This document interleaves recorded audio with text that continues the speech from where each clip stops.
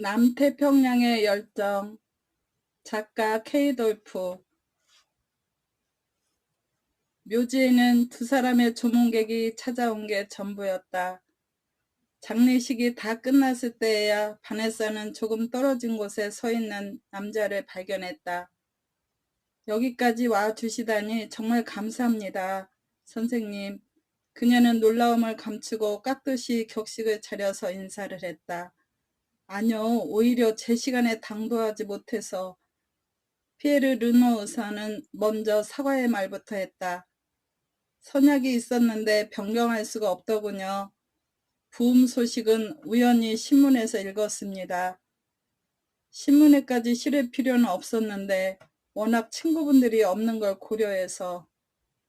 마지막 순간까지 당신이 그분 곁에 있었잖아요. 친구가 아무리 많은들 당신 한 사람에 비하겠어요? 바네사가 하얗게 질린 채 간신히 말했다. 너무나 짧은 시간이었어요. 보트로 돌아가시는 게 좋겠군요. 브랜든이 얘기 중간에 끼어들었다.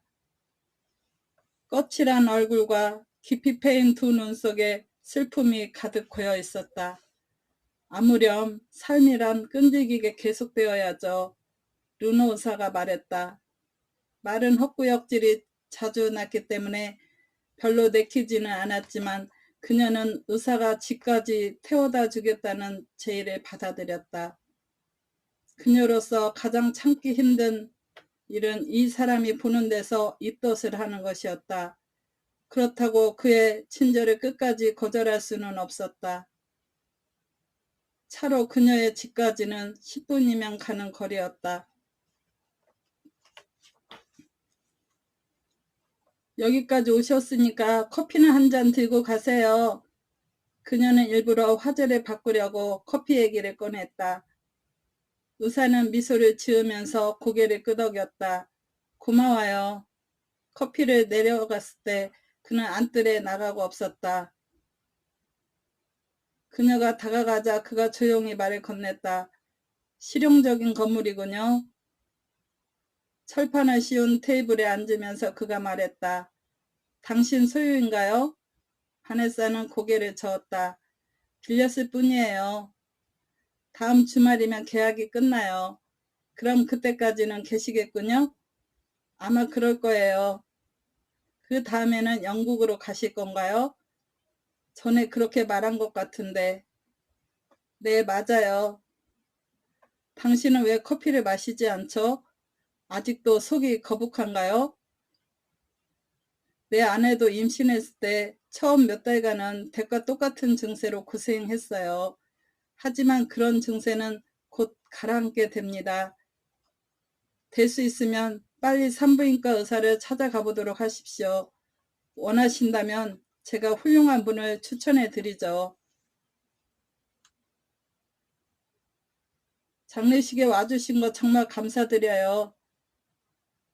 잠시 머뭇거리다가 그녀는 아까부터 하고 싶었던 말을 해버렸다.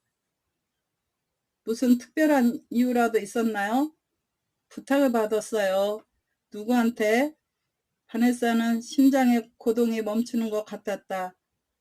라울 두 땡볼. 순간 의사의 눈과 그녀의 눈이 맞부딪혔다. 그녀의 반응을 주의 깊게 살피면서 그가 말했다. 라울이 직접 참석하면 별로 환영받지 못할 것이라며. 그가 잘 생각한 거죠. 그의 깊은 마음에 감사한다고 전해주세요. 그리고 당신이 이 일로 인해 더 이상 신경 쓰지 않기를 바라요. 그녀는 르노 의사가 떠난 후 몇 분 동안 그대로 서 있었다. 어수선한 신경을 수습하려는 듯. 어쨌든 라울이 그녀를 완전히 잊지 못했다는 것을 깨달은 건 그녀에게 굉장한 일이었다. 그녀는 피에르가 라울에게 자기 소식을 전하면 어떤 반응을 보일까 궁금했다. 날짜를 따져본다면 그녀의 임신이 누구의 책임인지 그도 깨닫게 될 것이다. 바네사는 브랜든이 저녁 식사를 하러 왔을 때 그 이야기를 꺼냈다. 그녀의 몫을 따로 떼지 말고 폴리아를 선물로 받으라는 제안에 그는 화를 벌컥 냈다.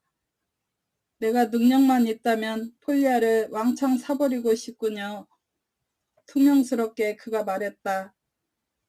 소유권상으로 폴리아는 당신 거예요, 바네사. 나는 당신을 그리워할 거예요, 당신과 니를. 그는 벽시계를 희끗 쳐다보고 마지못해 일어났다. 이제 가봐야겠어요. 내일 아침에 일찍 출발해야 되거든요. 혹 우리와 함께 갈 의향은 없어요? 고맙지만 사양하겠어요. 설거지를 하면서 바네사는 브랜든이 베일을 잘 해낼 거라며 스스로를 위안했다. 그때 문 밖에서 노크 소리가 났다. 브랜든이 무엇을 빠뜨리고 갔나 보다고 생각하며 그녀는 문을 열었다. 문 밖에 서 있는 사람은 뜻밖에도 라울이었다. 그녀는 그를 보고 움찔하다가 힘없이 고개를 떨구었다. 나를 안으로 들여보내주지 않는다면 이대로 돌계단에 서서 얘기를 해야겠군. 바네사는 멍한 얼굴을 한 채 그가 들어오도록 한쪽으로 비켜섰다. 거실은 저쪽이에요. 그녀는 냉장고 찾으며 차분하게 말했다. 커피 드시겠어요? 그는 아무 말 없이 그녀보다 앞서서 거실로 들어갔다. 방 안을 한번 둘러본 다음 그의 푸른 눈이 똑바로 그녀에게 와서 멎었다. 그의 눈에서 경멸의 빛을 발견한 순간 바네사는 자존심이 상할 대로 상했다. 한때는 저런 그가 그녀를 탐했던 것이다. 피에르가 당신이 임신을 했다고 하던데. 무거운 목소리로 그가 말했다. 그게 사실이요? 그에겐 남의 비밀을 짓거릴 권리가 없을 텐데 그녀는 항의조로 응수했다. 그리고 의사는 환자의 비밀을 지켜줄 때 의무를 다하는 것이 아닐까요? 당신은 그의 환자가 아니질 않소. 빨리 묻는 말에나 대답해요. 사실이에요. 그가 직접 진단을 내린 셈이니까. 그럼 그 아이가 내 아이란 소리요? 그녀의 몸이 긴장으로 뻣뻣하게 굳어졌다. 당신 이름은 입에 올리지도 않았어요. 7, 8주 됐다고 당신이 피에르에게 말했다면서요? 그거야말로 직접 내 자식을 뵀다고 얘기하는 것보다 한층 효과적인 방법이 아니고 뭐겠어. 7주 전에 당신이 나와 함께 로얄섬에 있었다는 걸 누구보다 피에르가 더 잘 알잖소. 말하기 거북하다는 듯이 그가 잠시 주저하다가 이윽고 다시 말을 이었다.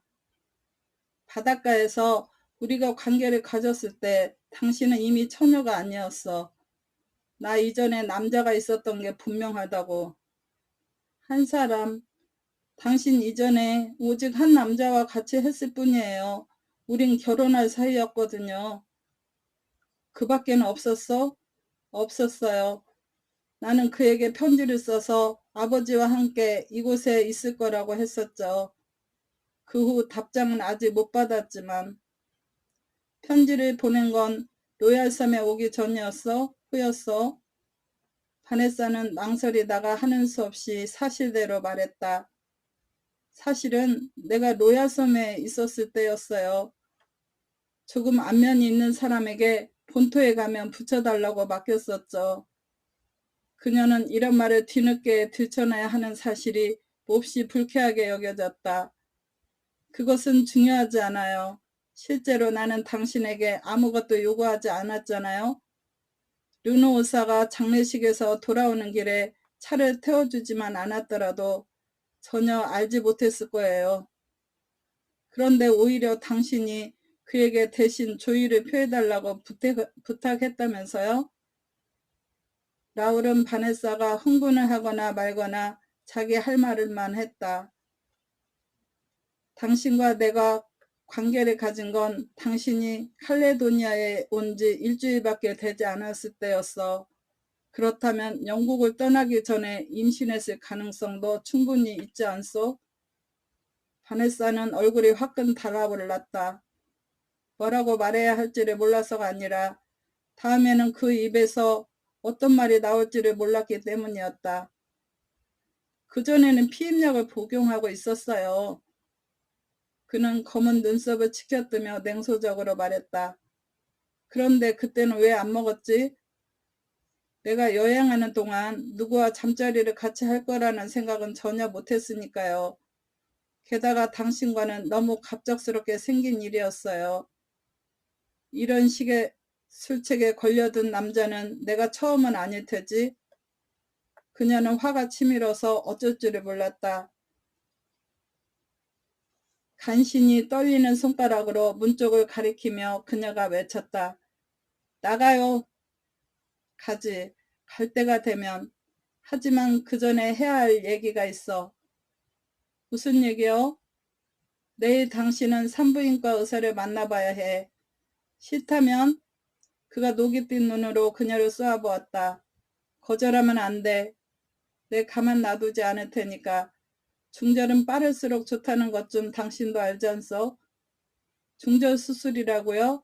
그녀의 녹색 눈동자가 경악으로 파르르 떨렸다. 그럴 수는 없어요. 안 돼. 내 자식을 이름 없이 태어나게 할 수는 없어. 그녀는 그를 노려보았다.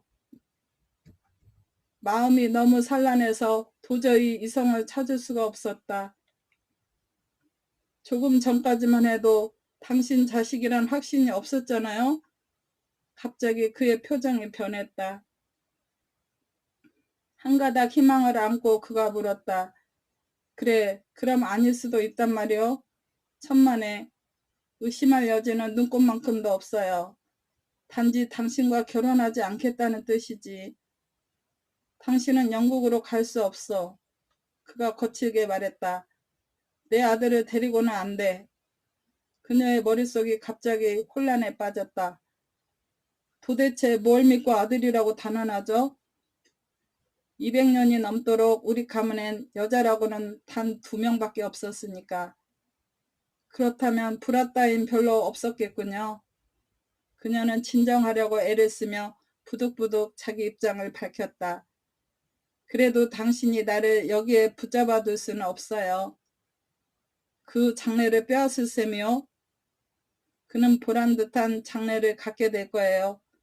물론 당신처럼 부잣집 외동아들은 아니겠지만 적어도 사생아로 태어났다고 느껴지지는 않도록 말이에요. 그런 식으로 자꾸 말하지 말아요. 당신이 정 그렇게 나오면 당신을 붙들어두기 위해 법적 절차라도 받겠어. 태어나지도 않은 아이더러 법정에 나서서 증언하라는 건가요? 그게 당신이 생각해낸 전부예요? 당신에게는 도대체 그럴 권리가 없다고요, 라울. 여기는 영국이 아닌 프랑스 영토요. 그런데 어떻게 당신이 이곳에 법을 아오? 갑자기 그녀는 멈칫하는 마음이 생겼다. 딸이건 아들이건 아이에게는 아버지가 필요하다. 그것은 누구보다도 그녀 자신이 더 뼈저리게 체험한 것이다. 또한 출생권에 대한 문제도 있다.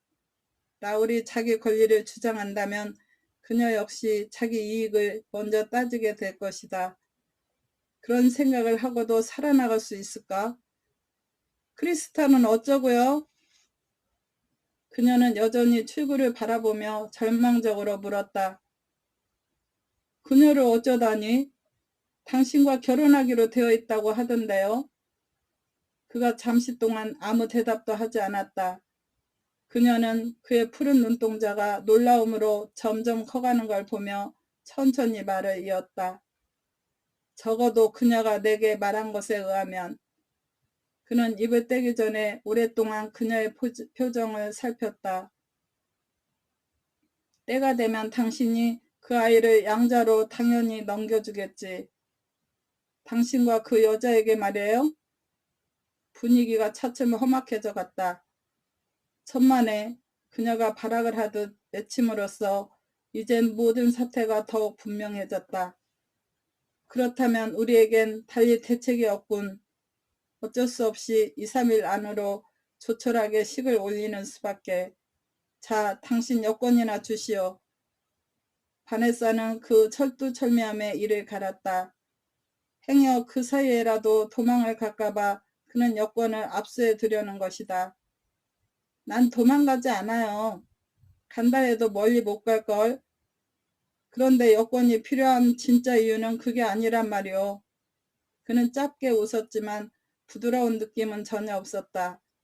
당신의 여권이 공적인 용도에 많이 필요하기 때문이요. 자, 이젠 내게 넘겨주겠어? 그녀는 더 이상 실랑이를 하지 않고 여권을 건네주었다. 그것을 받으려고 그가 가까이 왔을 때 바네사는 얼마 전의 추억들이 되살아나 온몸이 부르르 떨렸다. 일부러 그 기억을 지워버리려는 듯 그녀가 고함을 질렀다. 라울, 그건 쓸데없는 일이에요. 소용없는 일이라고요. 우리는 우리의 인생을 함께 만들어 나갈 바탕이 없잖아요. 바네사의 말은 이미 확고해진 라울의 결심을 조금도 변경시키지 못했다. 그렇다면 만들어 나가는 수밖에. 어떻게요? 과거에 우리가 사랑을 나눴던 곳에서 차근차근 말이야. 맙소사, 그곳은 당신이 로얄섬을 떠나던 날로 죽어버렸다고요. 아니야, 그렇지 않아. 우리는 다만 미루어 놓았을 뿐이지. 우리가 다시 그곳으로 간다면 모든 게 되살아날 거야. 미래를 약속하기 전에 그녀는 확인하고 싶었던 것이다. 그녀는 더 이상 그를 탓하고 싶지 않았다. 라울은 임신 중인 아이를 위해서라면 스스로 자유를 포기할 각오까지 되어 있지 않은가. 그 점에 있어서는 그녀 역시 더하면 더했지 덜하진 않았다. 그들은 그들의 삶을 더 확고히 만들기 위하여 아이를 갖게 될 것이다. 아마 하나에 만족하지 않고 두셋을 갖게 될지도 모른다.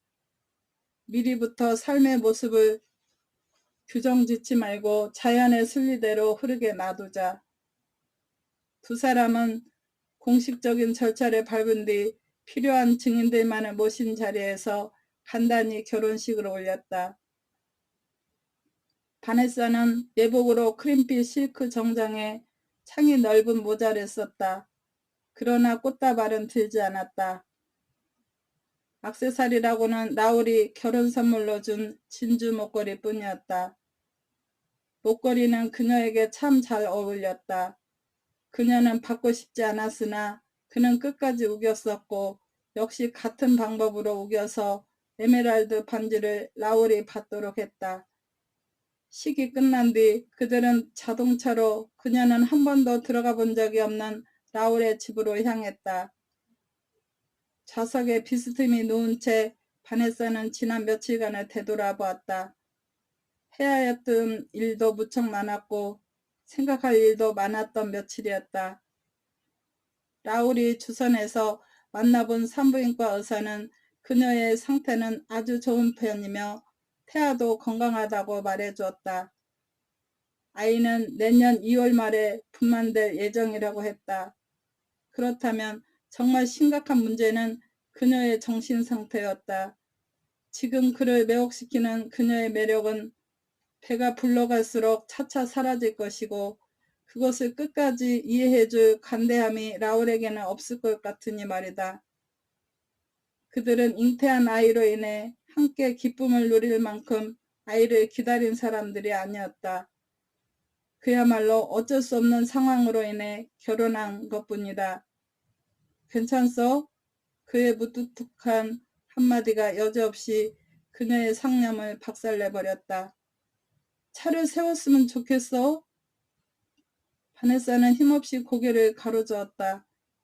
아니요, 괜찮아요. 약간 신경이 날카로워졌을 뿐이에요. 그는 미묘한 시선으로 그녀를 쳐다보았다. 나 때문에? 모든 것 때문에.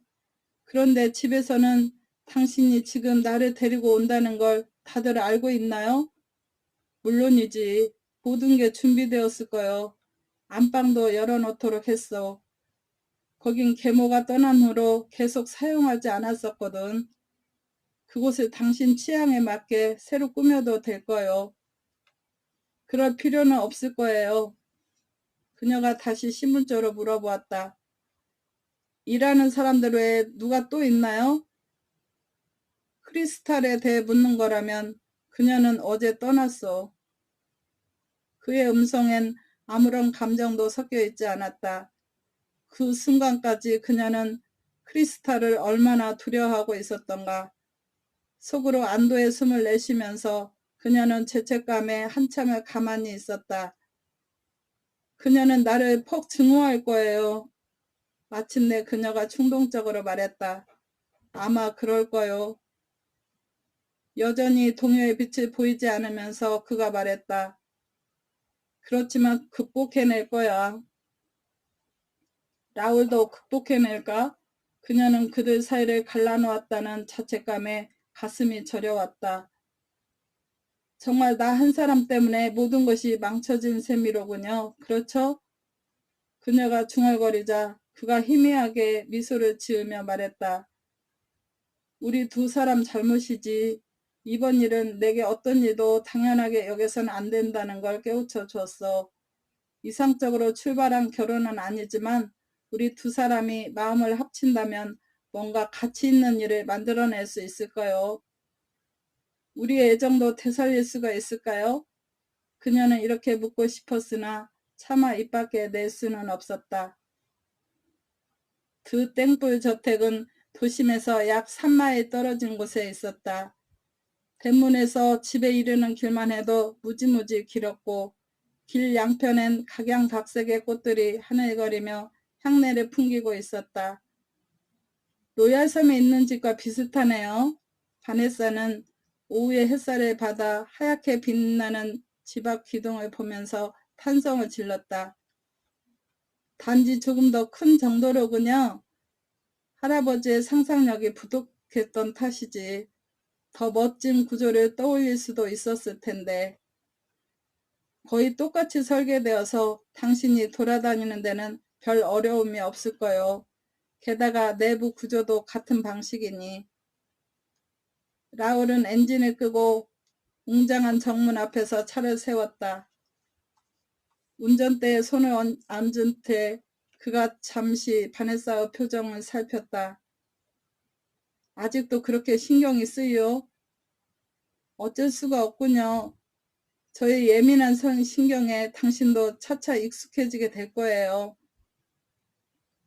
긴장해 보이는 폴리네시아인이 집에서 나오는 것을 보고 그는 차에서 내렸다. 그리고 나서 그녀에게 문을 열어주기 위해 차를 돌아왔다. 그동안 그 남자는 차 뒤에서 바네사의 짐을 꺼냈다. 이 사람은 키예요. 아내 칼라니와 함께 이 집 살림은 책임지고 있다오. 바네사는 그에게 인사를 했다. 그의 순진해 보이는 미소가 그녀에겐 왠지 힘이 되었다. 그의 아내도 저렇게 친근한 사람이라면 좋겠다는 생각이 문득 들었다. 그들이 안으로 들어가자 훌륭하게 꾸며진 홀에서 칼라니가 기다리고 있었다. 그녀는 드럼통처럼 뚱뚱한 데다 가정부라는 기색은 눈꼽만치도 없었다. 칼라니가 있으니 불편한 점은 없을 거요. 그 여자는 아이를 벌써 셋이나 낳았으니까. 하지만 그들은 다 커서 떠나가고 지금은 없지. 계단에 올라가면서 나울이 말했다. 내가 아이를 가진 사실을 그녀가 아나요? 물론이지. 몇 주 후면 더 잘 알게 될 텐데 뭘 그러오. 라울의 입가에 미소가 피어났다. 그 사실을 알고 그녀가 무척 기뻐했어. 몇 년 동안 그녀는 내 성을 가진 아들을 낳아야 한다고 줄곧 말해왔으니까. 대체로 이곳 사람들은 아이들을 좋아하거든. 사내가 아니면? 용기를 내어 그녀가 물었다. 뱃속에 있는 아이가 아들인지 딸인지 누가 알아요? 그럼 또 나오면 되지. 그녀를 쳐다보던 그의 표정이 갑자기 딱딱하게 변했다. 우리에게 시간은 얼마든지 있으니까. 그들은 계단을 다 올라와서 복도의 난간을 따라 왼쪽으로 몸을 돌렸다. 번쩍이는 마호가니 문을 열면서 라울이 그녀를 먼저 방 안으로 들어가도록 했다. 연두색과 흰색으로 꾸며진 크고 멋진 거실에는 짙은 이끼 빛깔의 카페트가 푹신푹신하게 깔려 있었다. 안쪽 벽은 바다를 내려다볼 수 있는 전망이 좋은 발코니와 바로 맞닿아 있었다. 또 하나의 문 뒤에는 침실이 있었고 그 방 역시 바다를 볼 수 있도록 발코니와 연결되어 있었다. 그 뒤쪽으로는 아름답게 장식된 욕실이 있었다. 집을 구경하고 있는 사이에 키에가 그녀의 짐을 침실에 갖다 놓고 나갔다. 가방을 막 정리하려고 할 때 라울이 들어왔다. 그는 자켓을 벗고 셔츠에 단추도 몇 개 풀고 있는 상태였다. 칼라니가 해줄 테니까 꺼내놓기만 해요. 제가 하겠어요. 하던 일을 계속하면서 그녀가 말했다. 남이 해주는 것에는 익숙하지 못해요. 계모하는 딴판이군. 라울은 이해하기 힘들다는 표정으로 그녀의 손놀림을 묵묵히 지켜봤다. 이게 전부요? 아니면 더 있어? 챙길 것은 다 챙겼어요. 몇 가지는 영국에 있지만 아버지가 돌아가신 뒤에 어찌 될지 몰라 거기 그대로 놔두었어요.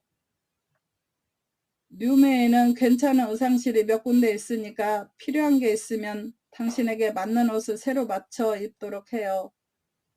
맞춰 입으라고요? 왜? 바라던 일이 아니었나? 잠시 후 부드러운 목소리로 그가 말했다. 바네사, 이리 와요. 그녀는 자기도 모르게 신경을 곤두세우고 물었다. 왜요? 그러자 그가 다가와서 그녀로 하여금 자기를 보게 한 다음 그녀의 눈을 뚫어져라 쳐다보았다. 그의 열린 비단 셔츠 너머로 맨 가슴이 드러나 보였다. 그녀가 짙은 녹색 눈을 지켰던 순간 그는 더 참지 못하고 그녀에게 키스를 퍼부었다. 얼마나 오래 갈망해온 순간이었던가. 서로의 마음이 겉으론 싸늘하게 식은 것 같았어도 그들의 몸은 솔직했다. 바네사도 라울도 가장 정직한 태고의 아담과 이브가 되어 한 몸으로 서로를 탐했다. 한참 만에 아쉽다는 표정을 지으며 몸을 일으킨 라울이 바네사에게 말했다. 나는 임신 중인 여자와 사랑을 해본 적은 처음이요. 혹시라도 많이 아프거든 말을 해줘요. 그녀는 라울이 아이를 가진 것에 대해서 신비로움을 느낀다는 것을 알았다. 그러면 적어도 아이만은 사랑하겠지. 그녀를 사랑하지 않을지라도. 전 보기 흉하게 될 거예요. 오래도록 가슴속에 품어왔던 두려움을 마침내 털어놓고 말았다. 당신은 얼마 안 가서 나를 쳐다보기도 싫어할 거예요. 잘못 알았어. 따뜻한 입술을 다시 그녀에게 갖다 대며 라울이 그 말을 부인했다. 내 아들의 어머니인데 보기 흉할 리가 있겠어? 태어나지도 않은 아이를 쉬게 할 수도 있을까? 그녀는 정말이지 그러고 싶지 않았다. 그런데도 그녀는 지금 남편이 자기만을 사랑해 주길 바라고 있었다. 시간을 거슬러 바닷가 시절로 되돌아갈 수 있다면 임신을 하지 않은 그가 온전히 그녀 한 사람만을 사랑해 주던 그 시절로. 라울은 다시 그녀의 몸을 개골스럽게 탐하기 시작했다. 그들에게는 밀물처럼 물려오는 욕망을 억제할 필요가 조금도 없었다. 그렇게 며칠을 보냈다. 아침이면 발코니 아래에 있는 타원형의 풀장에서 함께 헤엄을 쳤다. 그리고 나서 커피가 나올 때까지 햇볕을 쬐이며 잡담을 하곤 했다. 낮에는 해안을 따라 드라이브를 했고 야자수나무 아래의 작은 식당에 찾아가 점심도 먹었다. 프랑스풍의 여유있고 사랑스러운 그곳의 분위기를 즐기며 바네사는 미래에 대해서 아무 생각도 하지 않았다. 다만 그녀는 순간을 즐기며 순간을 살 뿐이었다. 내일은 이사회가 있어. 주말 저녁 무렵이었다. 식사 도중에 라울이 불쑥 그렇게 말했다. 더 이상 당신에게만 신경을 쏟을 수는 없을 것 같소. 그가 너무 미안해하며 말하는 바람에 오히려 바네사가 더 송구해질 지경이었다. 그동안 귀한 시간을 저와 함께 보내준 것 정말로 고마워요. 바네사가 예의 바르게 말하자 그가 엷은 미소를 지어 보였다. 때가 때이니만치 당신을 데리고 칼레도니아를 떠나 어디론가 가고 싶었는데 정식 신혼여행을 말하는 건가요? 신이 나서 재빨리 묻다가 이내 시무룩해졌다. 우리 처지에 그게 가능할까요? 그녀에게 미안한 표정을 하며 그가 느릿느릿 말했다. 아마 불가능할 거요. 나중에 아이가 태어나거든 그때 가서 다시 생각해 보기로 합시다. 바네사가 실망한 듯 입을 다물자 라울이 약간 신경질적으로 말했다. 아이 얘기만 꺼내면 경계하듯 움츠러드는데 당신 아이를 낳는다는 사실이 두렵소? 낳기도 전에 당신이 아들이라고 믿고 있는데 아들이 아니면 그녀가 얼버무렸다. 만약 딸을 낳으면 당신이 얼마나 실망하겠어요? 다음에 또 낳으면 되지 않소? 우리가 아이를 가진 이상 얼마든지 다시 가질 수 있다는 사실은 분명해요. 당신이 날 남편으로 믿고 따라주기만 한다면 제가 그렇게 할 거라고 기대하나요? 내 의도를 무시하지만 않는다면 그의 목소리는 참으로 감미로웠다. 바네사는 라울의 이야기를 꿈결처럼 듣고 있었다. 우리에게는 공통점이 참 많아. 로얄섬에서 당신과 함께 지낸 며칠 동안 난 지나치게 육체적인 데만 관심이 쏠려서 다른 차원에서 당신을 보지 못했던 것 같소. 그런데 지금 보니 그렇지가 않아. 브랜디 잔을 쥐고 있는 그의 가느다란 손끝에 가서 그녀의 시선이 멎었다. 얼마나 이런 얘기를 듣고 싶어 했던가. 잠시 후 라울은 별로 심각하지도 않은 투로 중대에 발언을 했다. 이제는 사람들도 좀 만나볼 때가 되었다고 생각되지 않소? 디너 파티를 열 생각인데 당신 생각은? 그녀는 너무 놀라 숨이 막힐 지경이었다. 꼭 그래야 되나요? 강요하는 것은 아니오. 그러면 당신은 이렇게 은폐된 생활이 좋소? 제게는 당신이면 좋게요. 그녀는 이렇게 말하고 싶었다.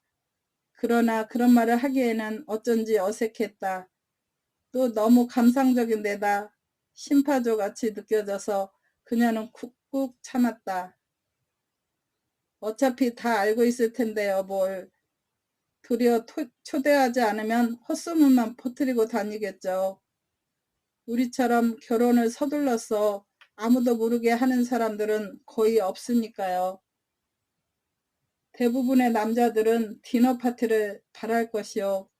그들은 왜 결혼식에 르메 사람 전부를 초대하지 않았는지 의아해했을 테니까. 신부가 크리스탈이 아니어서 초대하지 않았다고 생각했겠죠. 라울은 한참 동안 침묵을 지켰다. 술잔을 만지작거리는 그의 모습이 번뇌로 가득 차 있어서 그녀도 보기가 안타까웠다. 그 일이 그렇게 마음에 걸려? 그녀가 무기만한 소리로 대답했다. 죄책감을 떨쳐버릴 수가 없어요. 만약 죄책감을 느껴야 한다면 우리 둘이서 나눠 가져야 되겠지. 그럼 결혼하려는 게 사실이었군요. 그가 한숨을 푹 내쉬며 대답했다. 사실이었어. 그러나 이제 잊기로 합시다. 그건 그렇고 내가 당신에게 디너 파티를 치를 수 있겠느냐고 물었던 것 같은데. 바네사는 감정을 애써 억누르며 대답했다. 그럴 수 있을 거예요. 어차피 치러야 할 거라면 배가 더 부르기 전에 서둘러 치르는 게 좋겠다는 생각이 드는군요. 그건 신경 안 써도 돼요. 임신복이 필요하다면 시몬느가 있으니까 그녀는 오래전부터 당신을 만나게 해달라고 올랐다오. 함께 다니며 옷을 고르는 데는 아마 적격일 것이오. 게다가 친구를 삼아도 될 만큼 좋은 사람이요. 그녀에 대해서는 한 번도 말한 적이 없었잖아요. 적절한 기회를 엿보고 있었을 뿐이요. 그녀는 피에르 르노우사의 부인이라오. 키에랑 내일 시내에 가는 길에 시몬느네 집에 들려서 그녀와 함께 쇼핑을 다니도록 해요. 그리고 나서 점심 식사를 함께 하든지 어떻소 내 생각이? 시몬느는 30대 초반이었다. 마른 몸매에 모자를 쓴 모습이 아주 매력적이었다. 아직 1년이 안 된 딸 쌍둥이와 4살 난 아들이 있음에도 불구하고 그녀는 자식을 더 낳고 싶어 했다. 나는 6은 있어야 된다고 우겼지요. 윤모에게 애들을 맡기고 차를 타면서 그녀가 말했다. 내 말에 피에르는 놀란 신용을 해보였지만 그건 그냥 그래 보는 것뿐일 거예요. 남자들은 자손이 많은 것을 자랑으로 여기니까요. 시몬느는 바네사의 얼굴을 유심히 들여다본 후에 다시 말을 이었다. 친구로서 하는 말인데 바네사, 라울은 스스로가 행운아라고 믿을 거예요. 당신에게서 그의 명예를 지켜줄 수 있는 훌륭한 면을 발견했기 때문에 이런 말을 하는 거예요. 나는 사람 보니 비교적 장한 편인데 크리스탈이라면 그를 행복하게 해주지 못했을 거예요. 당신은 라울이 단지 그 이유 때문에 그녀와 결혼하려 했다고 믿나요? 바네사가 천천히 물었다. 글쎄요. 어쨌든 크리스탈은 여자다운 여자라 할 수 없어요. 결혼을 생각할 나이가 되자 그녀는 라울이 자기 남자라고 여기저기에 떠들고 다녔죠. 만약 라울도 그렇게 확신했다면 당신이 나타나기 훨씬 전에 결혼했을 거예요. 라울의 아버지 줄도 그들이 결혼하길 바랬어요. 자신이 크리스탈의 엄마와 결혼해서 실패했음에도 불구하고 아버지가 원했는데도 라울이 크리스탈과 결혼을 망설였다는 바로 그 사실이 바네사를 더욱더 예민하게 했다. 그들을 태운 차는 어느새 야자나무 숲으로 들어가고 있었다. 숲속으로 얼마 동안 들어가자 연한 핑크빛 석조 건물이며 콘크리트와 유리로 지은 현대식 건물들이 나타났다. 키에는 프랑스의 유명 패션과 기술 제조한 멋진 기성복 부티크에서 그들을 내려주었다. 그리고 나서 12시에 다시 와서 라울과 점심 약속을 한 장소로 데려다 주겠다고 말하고 어디론가 떠나갔다. 그때까지는 3시간밖에 안 남았군요. 자, 바삐 움직여야겠어요. 다음에는 구두와 샌들을 구경했다. 그것들은 최고급 가죽으로 만든 호화찬란한 것이었다. 핸드백과 거기에 어울리는 지갑, 그 밖에 이미 구입한 두 벌의 드레스에 어울리는 은빛과 금빛의 이브닝 구두도 샀다. 라울이 먼저 와서 그들을 기다리고 있었다. 그곳은 옛날 식민지 건물로서 류메에서 으뜸가는 레스토랑 가운데 하나였다. 그는 바네사가 한 번도 본 적이 없는 열대지방에서 입는 짙은 청색 양복을 입고 있었다. 그의 푸른 눈동자가 조금 전에 사입은 드레스에 감았더니 이내 흡족한 미소를 떠올렸다. 잘 골랐는데 당신에게 썩 잘 어울려. 그들이 자리를 찾아 걸어가는 동안 여러 사람들이 라울을 곁눈질하는 것으로 보아 이곳에서의 그의 사회적 지위를 알 수 있을 것 같았다. 그날 점심은 여러 사람의 칭찬을 받을 만큼 훌륭했다. 바네사는 바삭바삭하게 구운 생선을 아주 맛있게 먹었다. 식사가 끝난 뒤 포크를 내려놓으면서 그녀가 말했다. 너무 많이 먹었나 봐요. 아주 맛있었어요. 당신은 2사람 몫을 먹어야 해요. 시몬느가 웃으면서 말했다. 그래야 아이도 건강해요. 내가 크리스천을 가졌을 때 몇 킬로가 늘었는지 몰라요. 나중에 다시 줄었지만 그런데 모유를 먹일 건가요? 바네사는 라울 쪽을 힐끗 보면서 했다.